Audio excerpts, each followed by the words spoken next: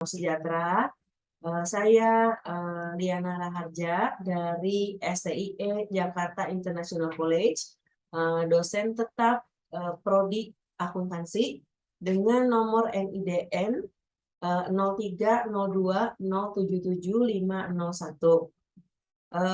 Pada kesempatan kali ini saya ingin memberikan pemaparan tentang kegiatan pengajaran yang dilakukan. Mata kuliah yang akan saya pilih yaitu akuntansi manajemen. Sebelumnya saya sudah memulai karir menjadi dosen sejak tahun 2000. Kemudian untuk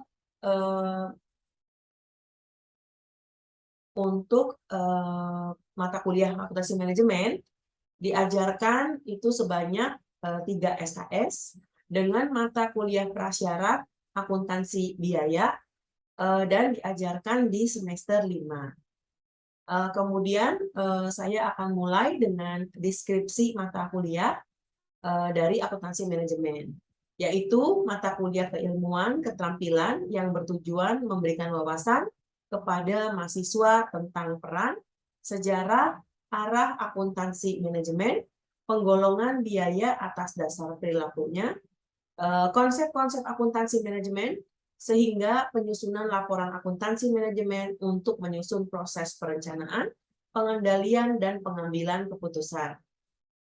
Tujuan dari mata kuliah ini adalah yang pertama menjelaskan peran, sejarah, arah akuntansi manajemen. Yang kedua, menentukan golongan biaya atas dasar perilakunya. Kemudian yang ketiga, menganalisis konsep-konsep akuntansi manajemen. Yang keempat, menyusun laporan akuntansi manajemen yang dapat digunakan untuk mendukung proses perencanaan, pengendalian, dan pengambilan keputusan. Kemudian adapun CPL ya untuk mata kuliah akuntansi manajemen ini adalah menunjukkan sikap bertanggung jawab atas pekerjaan di bidang akuntansi manajemen secara mandiri, menguasai konsep teoritis IPTEK, serta memformulasi penyelesaian prosedur di bidang admin, dan ketiga, mampu menunjukkan kinerja mandiri, bermutu, dan terukur. Kemudian yang keempat adalah menguasai konsep teoritis secara mendalam tentang perhitungan dan pengendalian biaya produk dan jasa. Kemudian CPMK dari mata kuliah admin ini adalah yang pertama, menunjukkan sikap bertanggung jawab atas pekerjaan di bidang admin. Yang kedua, menguasai konsep teoritis IPTEK. Yang ketiga, mampu menunjukkan kinerja mandiri, bermutu, dan terstruktur. Yang keempat, menyusun analisis berdasarkan informasi keuangan dan non-keuangan yang digunakan dalam menciptakan nilai entitas dan pengambilan keputusan bisnis secara efektif. Kemudian untuk sub CPNK, yang pertama mampu menjelaskan peran, sejarah, dan arah akuntansi manajemen. Kemudian yang kedua menentukan golongan biaya atas dasar perilakunya. Kemudian yang ketiga mampu menganalisis konsep-konsep akuntansi manajemen. Yang keempat adalah mampu menyusun laporan akuntansi manajemen yang dapat digunakan untuk mendukung proses perencanaan, pengendalian, dan pengambilan keputusan. Kemudian untuk buku referensi yang digunakan, buku utamanya adalah Hansen Mowen, ya, Managerial Accounting edisi ke-8. Kemudian bisa dilihat di sini ada Garrison, Bimani, dan juga pendukungnya edisi berbahasa Indonesia, Hansen dan Mowen. Kemudian ada Halim, Abdul Bambang Sukromo, dan Muhammad Syam Kusufi. Penggunaan referensi berbahasa Inggris, kami meyakini bahwa akan menambah wawasan atau menambah kebiasaan untuk mahasiswa dalam membiasakan diri dalam menggunakan bahasa Inggris. Kemudian untuk metode pembelajaran, kami juga menggunakan metode DIA, Delivery, Interaction, dan Assessment. Yang pertama itu untuk delivery, ya, dari segi pengajaran, ya, delivery-nya itu di sini menggunakan study centered learning, ya. Di sini difokuskan kepada kegiatan mahasiswa yang diutamakan. Jadi dosen itu sifatnya hanya memberikan dukungan. Di sini contoh dari bentuk ya delivery adalah kuliah secara interaktif. Ya, interaktif itu adalah berkomunikasi ya antara dosen dengan mahasiswa, kemudian juga dengan bisa di kelas secara offline dan juga secara online. Kemudian untuk pembahasan ya latihan-latihan soal kita juga mengadakan studi kasus yang kemudian diskusi di kelas, kemudian tugas membaca, kemudian tugas meringkas. Kemudian kita juga memanfaatkan LMS untuk bagi mahasiswa untuk mengunduh materi perkuliahan dan juga mengisi presensi ya di kelas. Kemudian untuk bentuk interaksi selain tanya jawab di kelas, kami juga menggunakan media lainnya seperti di YouTube, kemudian Zoom, ya, kemudian ada di LMS, kemudian ada email atau WA kontak secara pribadi kepada saya, dosen yang bersangkutan, jika memang ada pertanyaan-pertanyaan yang memang perlu untuk dijawab atau didiskusikan. Jadi cara untuk berkomunikasi sekarang sudah banyak caranya dan bisa dimanfaatkan oleh student. Kemudian untuk assessment ya atau bobot penilaian, di sini kami menerapkan untuk ujian tengah semester 20%, untuk ujian akhir semester 50%, untuk kuis 20%, dan untuk tugas 10%. Jadi biasanya di kelas itu dijelaskan di saat pertemuan pertama kontrak perkuliahan dengan mahasiswa, terus kemudian apa yang diharapkan, ya, hasil outcome-nya apa, dan kemudian menjelaskan aturan-aturan selama masa perkuliahan. Kemudian setelah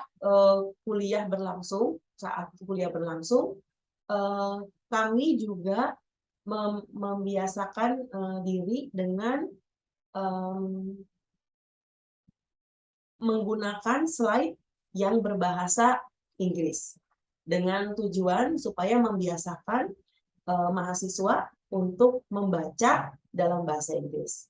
Meskipun di dalam berkomunikasi sebagian atau mungkin mayoritas masih menggunakan bahasa Indonesia, namun kami mengusahakan sebagian untuk menggunakan bahasa Inggris sehingga diharapkan mahasiswa bisa juga membaca banyak sumber-sumber ilmu pengetahuan lainnya di dalam bahasa Inggris. Mungkin itu sebagian dari pemaparan tentang metode pengajaran. Kemudian lama perkuliahan 14 kali pertemuan ya di luar dari ujian tengah semester dan ujian akhir semester. Berikutnya akan saya sampaikan contoh bentuk pengajaran ya di kelas sebagai bentuk contoh pengajaran yang berinteraksi dengan mahasiswa. Terima kasih, saya mengucapkan banyak terima kasih dan selamat menikmati video yang akan ditayangkan berikut ini. Ya, selamat siang adik-adik mahasiswa sekalian. Hari ini kita memasuki pembahasan bab Environmental Cost Management dari buku Hansen and Mowen edisi ke-8. Ya, sekarang ini masalah environmental itu sedang tren gitu ya, sedang tren atau in ya di level bisnis. Nah, ini adalah learning objective dari chapter ini. Kita diharapkan bisa mendiskusikan pentingnya pengukuran environmental cost. Kemudian kedua, bisa menjelaskan bagaimana environmental cost itu akan didistribusikan ke produk dan proses. Kemudian yang ketiga, mendeskripsikan life cycle cost assessment model. Kemudian yang keempat, mengcompare dan membandingkan antara aktivitas dan strategik ya dari kontrol lingkungan. Gitu ya. Oke, kita mulai dengan pertanyaan mengapa environmental cost itu sangat penting, gitu ya.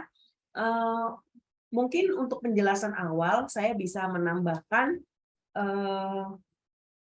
mengapa sih sekarang ini kita memerlukan pengetahuan tentang environmental. Ya, saya mungkin bisa share ada penjelasan singkat ya, tambahan ya, supaya bisa memberikan gambaran secara umum dulu ya. Nah, mengapa sih penting gitu ya? Nah, kalau mengapa penting mungkin kita bisa lihat dari sejarahnya gitu ya.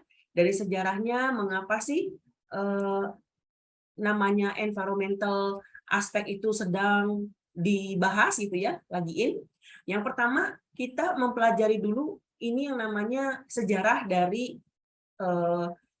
environmental, sosial, dan governance. Jadi sekarang ini namanya ESG, environmental, social, dan governance. Nah, ini dimulai dari tahun 1970 sebenarnya sudah ada awareness gitu ya dari Milton Friedman dengan teorinya shareholders value theory yang berisikan tentang social responsibility business ya is to make profit. Kemudian 1992 UN PBB ya yang membuat konvensi dalam climate change atau kita mungkin sebutnya Earth Summit yang ada di Rio de Janeiro, itu ada 154 negara yang ikut tanda tangan ya dengan tujuan gitu supaya memperbaiki lingkungan. Nah, caranya adalah mungkin dengan menurunkan emisi gas gitu ya. Kemudian tahun 1997 itu Kyoto Protocol, 192 negara itu juga ikut tanda tangan, join ya, ingin supaya menurunkan gas ya, gasnya khususnya karbon dioksida yang dikeluarkan oleh mungkin pabrik ya, industri ya ke udara. Nah, kemudian di tahun yang sama Global Reporting Initiative yang ada di Boston juga didirikan. Badan ini berfungsi ya untuk mengukur lingkungan, aspek lingkungan ini dan dampaknya ya terhadap usaha. Kemudian tahun 2000 ya PBB namanya Global Compact juga diluncurkan. Intinya adalah dia ingin gitu perjanjiannya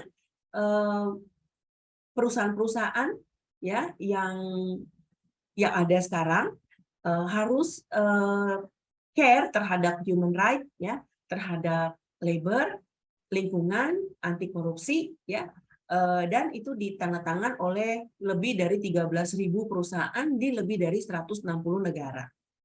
Kemudian tahun 2004 Global Compact ya yang membuat laporan tentang siapa yang lebih care, dia yang akan memenangkan pasar. Ya, di sini sudah lumayan timbul kesadarannya ya. Kemudian 2011 Sustainability Accounting Standard Board SASB meluncurkan standarisasi pengukuran sustainability report.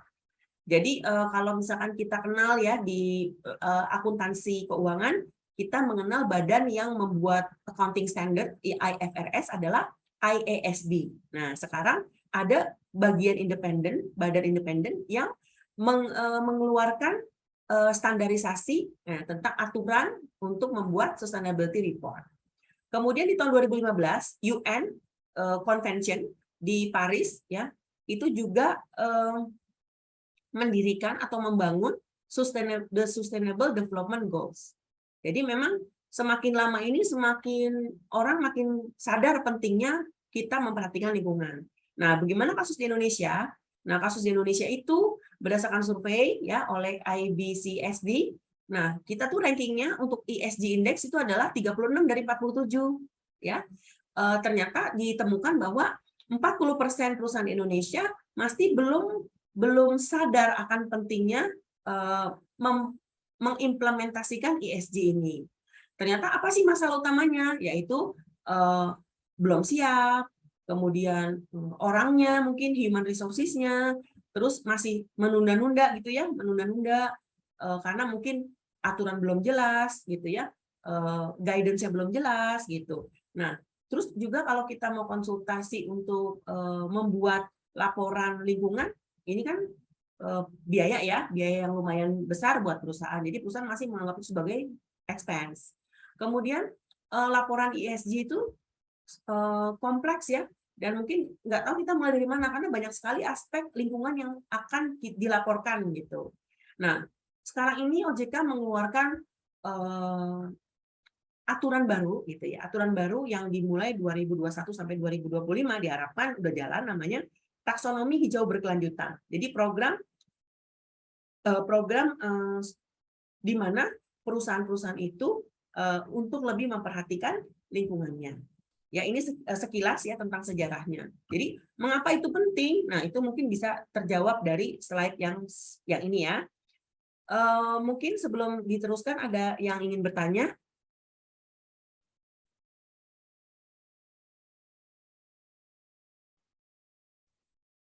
Oke, kalau nggak ada pertanyaan, saya teruskan dulu ya.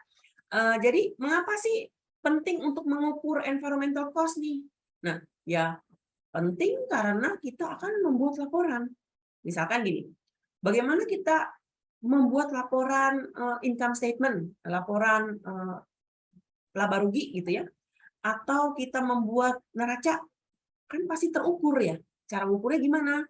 Ada jumlahnya, ada transaksi bisnisnya yang memberikan efek terhadap misalkan neraca ya di suatu perusahaan. Sama dengan environmental cost ini.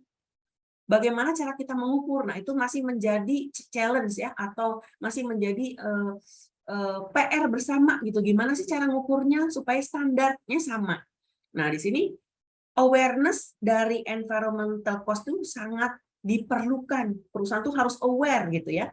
Karena ada environmental regulation, ada aturan mainnya di Indonesia itu ada ya, terutama untuk perusahaan yang bergerak di bidang oil and gas. Nah, dan juga ada beberapa peraturan di mana akan dikenakan denda. Kalau ini mungkin di negara lain ya, yang sudah lebih maju, yang sudah menerapkan ESG ini. Nah, jadi pertanyaannya, apa sih aturan yang ada di Indonesia? Yang pertama itu aturan Undang-Undang PT ya, Undang-Undang Usaha ya. Jadi kita mendirikan PT. Kemudian yang bergerak khusus di bidang oil and gas, yang memang mewajibkan untuk mengeluarkan laporan dalam bidang ESG ini. Nah, di sini yang berikutnya adalah bagaimana sih modelnya gitu. Nah, di sini adalah kita melihat ada biaya apa tidak untuk lingkungan ini dan bagaimana dampaknya terhadap lingkungan. Ya, jadi kalau kita misalkan contohnya kita perusahaan tambang ya, perusahaan tambang itu kan biasanya contohnya tambang emas kan tanahnya digali tuh, tanahnya digali.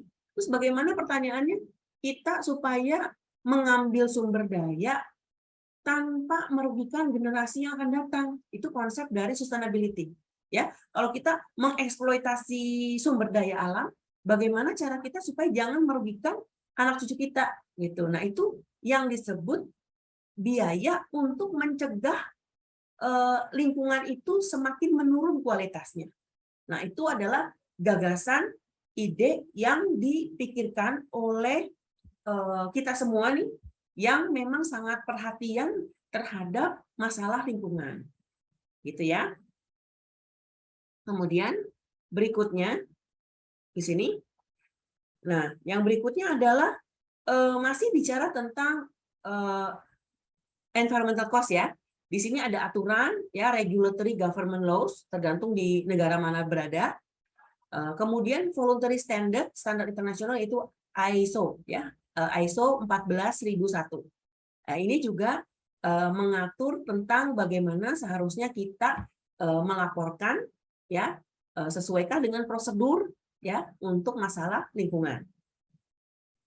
Kemudian yang terakhir ini adalah manajemen environmental policy, kebijakan dari pihak manajemen perusahaan. Karena gitu ya, sepengetahuan saya gitu, untuk keputusan manajemen di perusahaan kan sangat tergantung dari orang yang di atas tuh, orang manajemen di atas, apakah dia care atau tidak terhadap masalah lingkungan.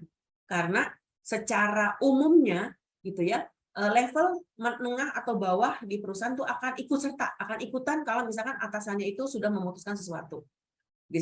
Biasanya misalkan contohnya, perusahaan ini mau care terhadap lingkungan dari segi apa? Misalkan kalau ada yang berbicara gitu, oh kami ingin menciptakan produk yang hemat energi, otomatis bagian produksi akan menciptakan produk yang hemat energi, gitu ya. Jadi akan mengikuti dari atasnya. Nah, itu yang disebut dengan manajemen environmental policies. Nah, ini memang berdasarkan beberapa riset yang pernah saya baca, bahwa memang sangat tergantung dari kesadaran awareness dari pihak top manajemen, satu. Yang kedua, top manajemen mau nggak untuk spend biaya untuk take care lingkungan kita? Mau apa tidak? Nah, itu pertanyaan besar. Yang kemudian tiga, pasti dari segi regulasi pemerintah. Berdasarkan riset yang pernah saya baca juga, itu program-program untuk lingkungan gitu, biasanya perusahaan masih agak segan untuk ikut serta karena mungkin dampaknya tidak secara langsung terhadap perusahaan, tapi mungkin jangkanya jangka panjang, tidak dalam jangka pendek. Sehingga perusahaan itu masih melihatnya sebagai oh ini expense saja. Jadi masih setengah hati untuk setengah hati untuk ikut serta gitu dalam kita memperhatikan lingkungan kita. Oke. Ada pertanyaan mungkin sebelum saya meneruskan? Atau bingung? Atau di sini apa? Ada yang bekerja di bagian mungkin yang terkait dengan lingkungan atau mungkin belum? Ada pertanyaan? Belum, Bu. Ya? Belum? Oke. Nah, sekarang mungkin masih belum jelas kali ya, belum jelas bagaimana sih gambarannya gitu ya. Nah, sebelum saya lanjut ya ke bagian external failure cost ini, itu apa? Mungkin saya bisa menerangkan lagi gitu. Contoh-contohnya apa sih gitu ya, mungkin supaya kalian itu lebih tahu ya apa sih program ini gitu ya. Saya teruskan dengan slide berikutnya. Ya, saya tambahkan di sini. Nah, tadi ini adalah dasar dari sustainability. Ya, dasarnya pasti konsepnya triple bottom line. Jadi perusahaan jangan hanya memperhatikan profit, tapi memperhatikan people dan planet. Dalam hal ini kita konsentrasi di planet, ya, karena environmental. Nah, terus yang berikutnya adalah Kalau kita misalkan menjalankan tiga-tiganya ini, profitnya oke, bentuk kegiatan sosialnya, people-nya oke, contohnya CSR ya, kemudian yang berikutnya planet, lingkungannya oke, maka kita akan sustain. Apa sih sustain itu? Ya tadi, kalau kita mengambil sesuatu sumber daya alam, kemudian kita menjalankan itu semua, itu kita disebut sustain. Sustain itu adalah apa? Usaha kita itu bisa berlangsung terus-menerus. Nah, mungkin boleh saya kasih contoh ya, apa sih bentuk konsep triple bottom line dan sustainability ya? Coba mungkin kita bisa nonton videonya, nanti tolong jika ada yang mau komen, silakan komen ya setelah kita nonton video ini. Sebentar ya, saya putar dulu videonya. Firstly, we need to know what sustainability is. Unluckily, there is no commonly accepted definition of what it means to be sustainable. There are numerous different viewpoints on the concept and how it might be attained. When something can be sustained, it can be described as bearable and capable of being continued at a particular level. Sustainable is an expression used to describe something that can be sustained. Let me explain with an example. In recent years, the term sustainability has been used to describe improvements in areas such as overexploitation of natural resources, manufacturing operations, linear consumption of products, the direction of capital investments, citizen lifestyles and purchasing habits, technology development, and business and general institutional changes. When it comes to sustainability, it's impossible to overlook the most crucial concept: sustainable development. Specific to sustainable development is the act of organizing society such that it can continue for future generations. Consider both current and future imperatives, such as preserving natural resources or ensuring social and economic equality, while making decisions. It is crucial to understand the underlying principles of sustainability at this point. Sustainability is composed of three pillars: economy, society, and environment.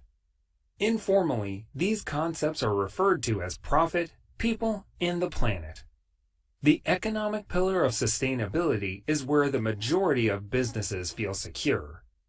A business must be lucrative to be sustained. The social pillar is inextricably linked to another imprecise concept: social license. The sustainable business must have the backing and endorsement of its employees, stakeholders, and the community in which it operates.